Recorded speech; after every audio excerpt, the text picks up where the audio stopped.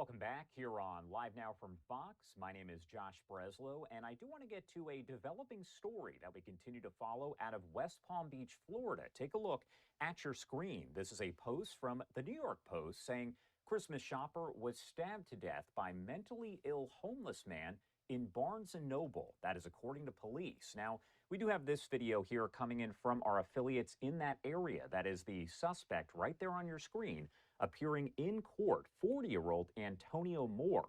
Now, here is what we know from investigators. All of this taking place there in Palm Beach Gardens, Florida, at this Barnes & Noble store that you're looking at on your screen. Now, the incident involving victim Rita Loncherich happened around 8 p.m. Monday at the Legacy Place Shopping Center. If you are familiar with the area, what you're looking at are some of the court documents there. Witnesses told police that the suspect, Antonio Moore, ran out of the store after stabbing the victim. Lonnerich, that victim, was found by responding officers inside the Barnes & Noble suffering from a stab wound and later died in the hospital from her injuries.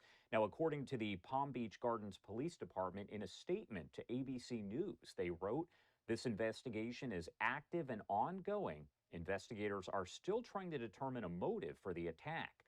Jail records from the Palm Beach County Sheriff's Office show that Moore was booked on a charge of first-degree premeditated murder. The husband of the victim telling CBS 12 that his wife called him on her cell phone Monday night to inform him that she had been attacked. Legacy Place telling WPTV in Palm Beach County, quote, "We are deeply saddened by the tragic death of a customer following an incident on the property."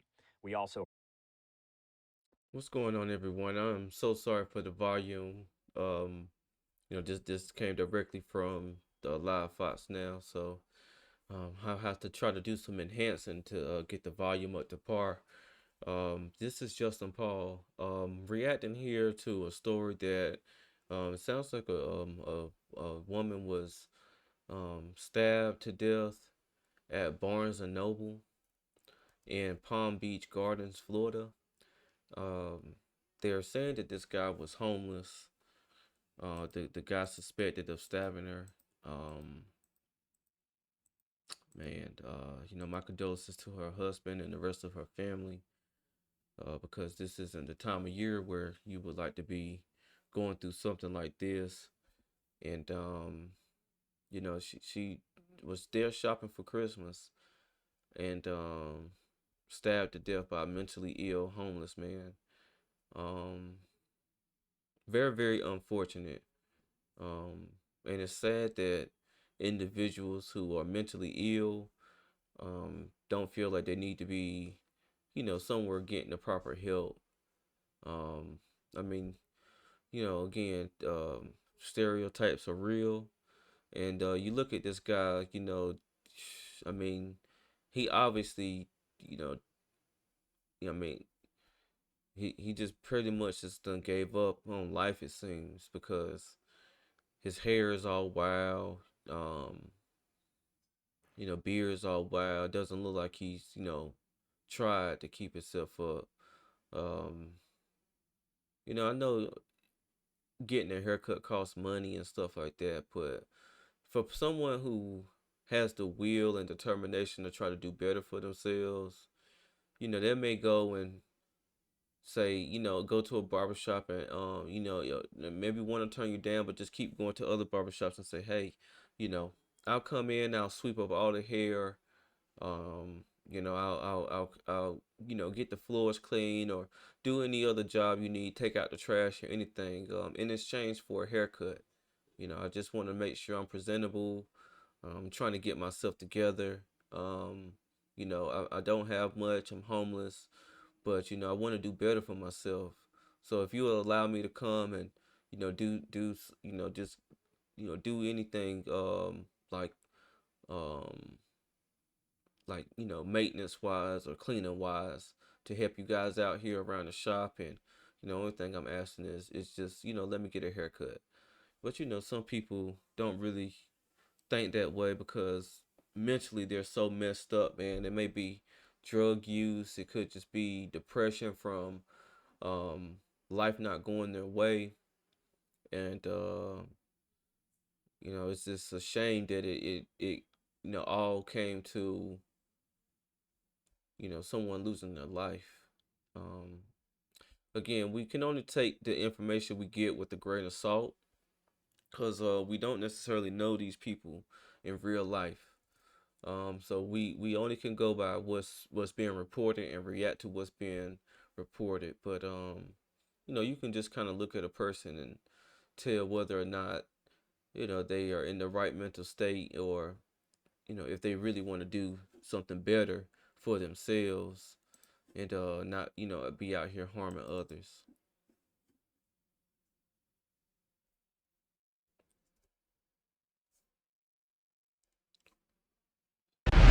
A random act of violence. That's what a newly released arrest report says about a deadly stabbing at the Palm Beach Gardens Barnes and Noble. Just a tragic story. Police say officers responded shortly before 8 on Monday night and found 65-year-old Rita Longrich lying on the floor. She had been stabbed in the back and later died at the hospital. Reporter Jolie Rodriguez was at Antonio Moore's first appearance. She has the latest. That suspect is 40-year-old Antonio Moore, and we're learning that he had no motive in the stabbing. He didn't even know the victim. Rather, she was the closest one to him at the time. On Wednesday morning, 40-year-old Antonio Moore made his first appearance in front of a judge. Judge Donald Haffel calling the case tragic. Moore faces a first-degree murder charge for the stabbing at Barnes & Noble in Palm Beach Gardens. It was Monday night when police responded to the bookstore for reports of a stabbing. There, they found the unresponsive victim, Rita Longrich, with a knife in her back. Longrich later died at the hospital. According to a probable cause report, Moore told officers he has been in Palm Beach Gardens for about a week, coming from Georgia. The report further says Moore admits to not knowing Longrich and had no motive in stabbing her. Moore describes to officers that there was an internal buildup that led to his fight or flight response kicking in, and Longrich was the closest person to him. That's when Moore took a blade from his jacket and stabbed Longrich in the back. Moore says he heard Longrich say, "He stabbed me." Moore then fled the scene to the woods where officers located him shortly after. Meanwhile, Barnes & Noble saying they can't comment on ongoing police investigations. Moore is now being held here at the Palm Beach County Jail on no bond. In West Palm Beach, Jolie Rodriguez, WPBF 25 News. Jolie, thanks. This afternoon, more fallout after. Yeah. So again, very tragic. He definitely shouldn't have a bond. Um, I don't believe that he should have a bond, because he didn't even know this person. He something internally, he was going through some type of internal conflict, and it was fight or flight, as they're saying. Um, Public defenders and people who defend, like defendants of this nature, when situations like this, man, they have a tough job, because they have to put their morals to the side and put their logic of right and wrong to the side to try to defend suspects of this nature.